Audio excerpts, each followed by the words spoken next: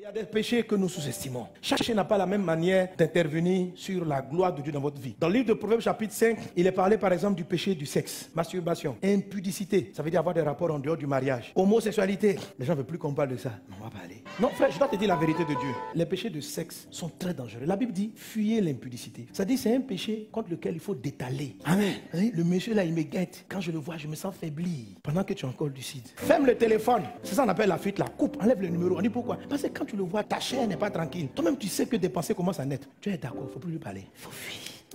Naturellement, il y a les choses que Dieu vous a données. Mais l'impudicité a le propre de venir enlever ce que Dieu a déjà prédéfini pour vous. Il y a des choses pour lesquelles vous n'avez pas forcément besoin de prier parce que ça va arriver. Parce que c'est écrit que tu dois atteindre ça. Mais ces choses-là, on peut te les arracher. C'est avec l'impudicité que Satan braque ta destinée. Il y a trop de choses. On ne sait pas qu'est-ce qui se passe dans ce temps. Mais Dieu seul sait qu'est-ce que tu peux perdre. Il faut fuir ce péché, je t'en supplie. Il faut fuir l'homosexualité. Lui, il est encore très dangereux. Lui, c'est le péché pour lequel l'enfer arrive sur la terre. Tous les autres péchés, on s'en va en enfer. Mais pour l'homosexualité, l'enfer arrive à toi. Quand Satan est vraiment fâché, il veut détruire quelqu'un, il faut qu'il t'attire vers cet acte qui n'a pas de sens. Et les gens qui rentrent dans ce péché-là, c'est comme s'ils n'ont pas peur de la gloire de Dieu. Et il y a un démon qui leur fait croire que c'est leur nature. C'est pas une nature, c'est une corruption de tes émotions et de tes sentiments. La Bible dit dans le livre de Romains chapitre 1, Dieu les a livrés à des sens reprouvés. Ils éprouvent les hommes pour les hommes, des désirs contre nature, les femmes pour les femmes. Ce n'est pas Dieu qui t'a créé comme ça, c'est un démon qui t'a possédé. Ce sont tes gènes qui ont été corrompus. Je ne sais pas d'où ça vient, mais il faut que tu sortes de là. N'essayez pas d'être condescendant. Les gens arrivent, premièrement comme ça, on a déjà prié pour moi, mais tu t'es jamais réellement repenti parce que tu crois un tout petit peu que Dieu est d'accord avec ça. Tu attires un jugement. Ils peuvent arriver, ils sont dans le Coran, ils sont dans beaucoup d'églises, hein. Il y en a même ici. Mais je sais. Donc je te parle à toi. Répands-toi mon frère. Change de vie. Moi je te parle avec amour. Il faut sortir de là.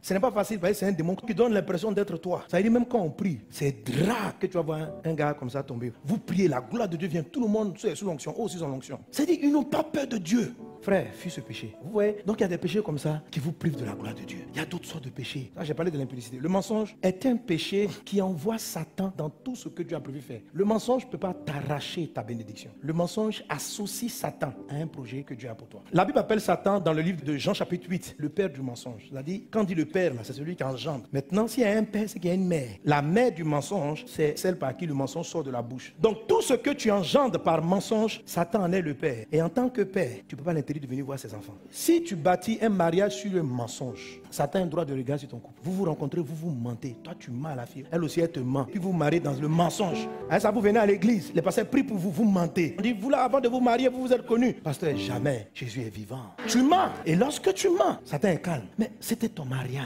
Satan ne peut pas te donner le mariage. Ce que tu as fait, c'est qu'il a un droit de regard sur ce couple. Et à un moment donné, s'il a l'impression que vous ne travaillez pas pour lui, il va attaquer ton mariage. Il va attaquer tes entreprises parce que tu as fait naître des projets dans le mensonge. Il ne réclame pas très tôt. Il attend que ça prenne de l'ampleur. Quand tu commences à vouloir bien faire l'œuvre de Dieu, il va et puis il réclame. Il va dire, Dieu, je ma part. Dieu dit, mais c'est moi qui l'ai élevé. Oh. Il dit, oh, mais dans l'entreprise, là, telle structure, je suis derrière. Pourquoi tu es derrière? Mais c'est sous mon conseil de mentir. Il a menti sur son âge ici. Ah bon?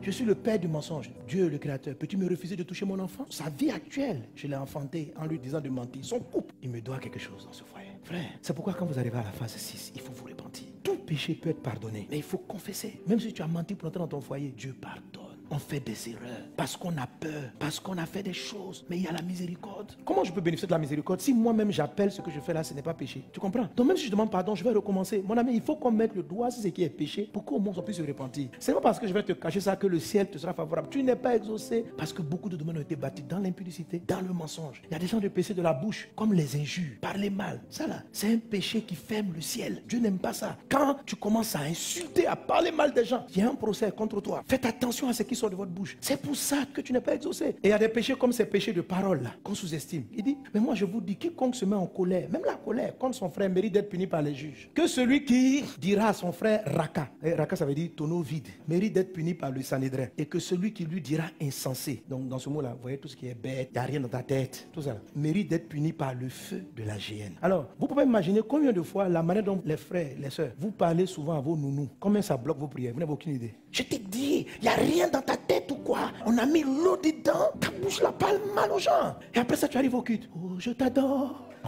La fille à la maison, c'est vrai qu'elle a cassé le verre, c'est vrai qu'elle a mal agi. Mais Dieu dit, tu n'as pas le droit. En fait, il faut parler durement des choses qui est mal fait. Mais il faut savoir orienter tes propos. Si quelqu'un casse ses verres, dis tu as mal fait. Si quelqu'un a fait quelque chose qui n'est pas intelligent, il ne faut pas dire il n'est pas intelligent. Il faut dire ce qu'il a fait n'est pas intelligent. Tu dis, mais ce que tu as fait là, ça ne se fait pas. Mais il ne faut pas dire toi, parce que tu ne l'as pas fabriqué. Ce n'est pas toi qui as créé son cerveau. Tu ne sais pas à quel moment on fabrique un cerveau. Qui es-tu pour accuser quelqu'un? Dieu a pris son temps pour fabriquer sa créature et puis toi, tu t'arroges le droit de venir critiquer l'œuvre de Dieu. Que quelqu'un est bête. Comment il est bête? C'est Dieu qui est en train d'insulter. Si quelqu'un vient dire ça à ton enfant, ça va te faire mal. Même si ce qu'il dit semble qu'il ait raison. Il dit ne dis à personne. Raka, tu n'as rien créé. Condamne un acte, mais ne dis pas que la personne n'est pas intelligente. Tu n'as pas le droit, tu ne l'as pas fabriqué. Donc prenez garde. Vous arrivez en train de lever les mains, le ciel vous est fermé. Vous ouvrez des portes à des démons dans vos vies, vous ne savez pas d'où ça vient. Ce sont vos paroles. Elles sont blessantes, dures et elles agressent le cœur des gens. Il faut éviter ça.